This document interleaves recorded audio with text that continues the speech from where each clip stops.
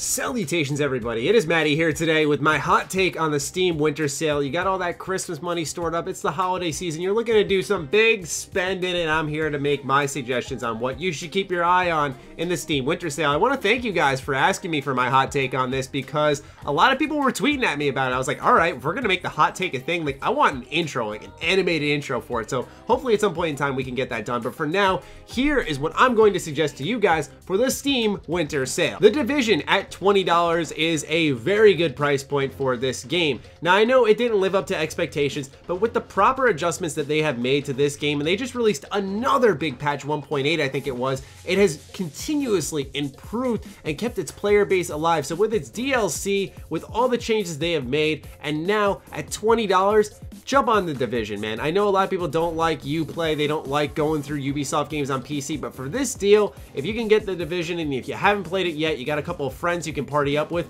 definitely give this one a look, because the Division is what I always say is it was the Destiny for me. It was the game that I enjoyed the most in that Destiny type of genre. There is a sale for the LEGO games, and the most recently reviewed LEGO title on my channel, LEGO Marvel Super Heroes 2, is already at $28. That is a crazy discount for a game that I recommended at a buy at full price. So if you like LEGO games, this doesn't reinvent the wheel. The combat's not very good. I've actually heard right below this, LEGO Ninjago has very good combat. That's at 20 bucks. But regardless, at 27 bucks for LEGO Marvel Super Heroes 2, if you enjoy Marvel, you like the fan service with every little animation, all these B-tier comic characters, and an introduction to Marvel in general, this is a great place to go. And especially, like I said, if you like LEGO games. It doesn't really reinvent the formula, but it's got a fun to explore open world, an enjoyable story, you know, it's that LEGO charm. It's just a very well done LEGO game, and I can't recommend this one enough, especially at that price point. Like, what? Rise of the Tomb Raider. This one is supremely underplayed because they decided to release it the same day as Fallout 4. But regardless, Rise of the Tomb Raider is a very good game. It's actually one I played and ended up not getting through, mainly because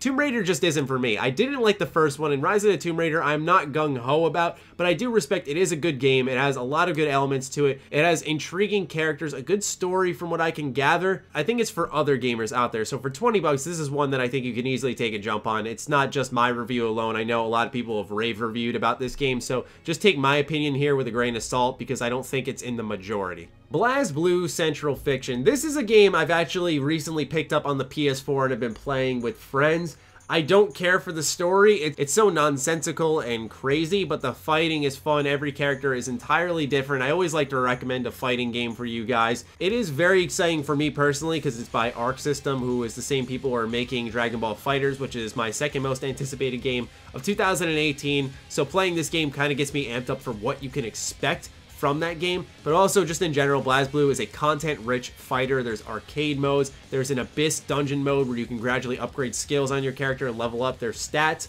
There's just a lot to play with here, where for 23 bucks, this game is around the same price I picked it up for myself, and I'd recommend it at that price point.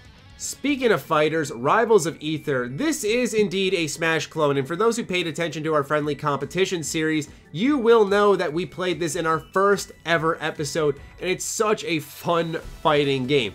Like I said, it's a Smash clone, so pick it up at your own discretion if you're obsessed with Smash, but for $7, we picked this up at 15 bucks and did not regret it for the episode we played it, but for 7 bucks, if you can play this with a group of friends, you'll have a really good time.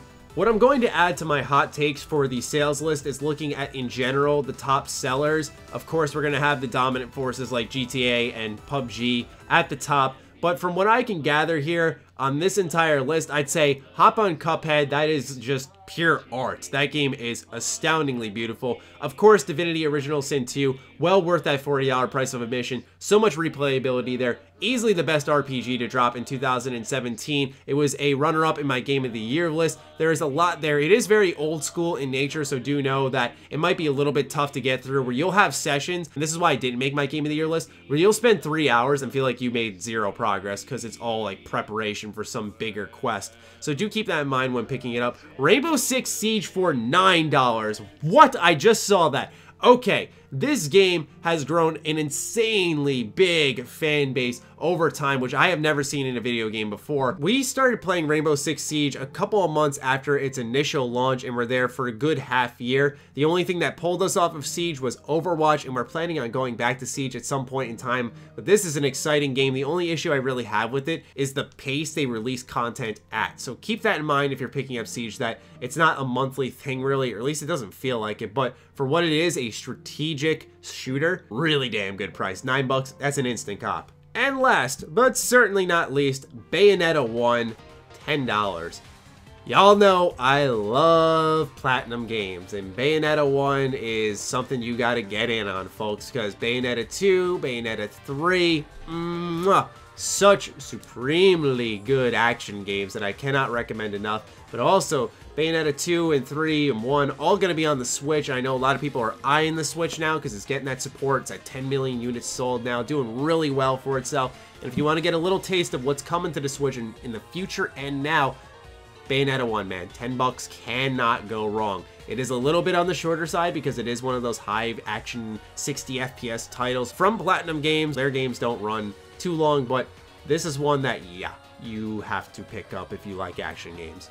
So that is my hot take on what's on the page for the Steam Winter Sale, because after that it's just personal recommendations on my page, so I want to make sure I focus on what's on the storefront page and what I can suggest to you guys to spend your money on.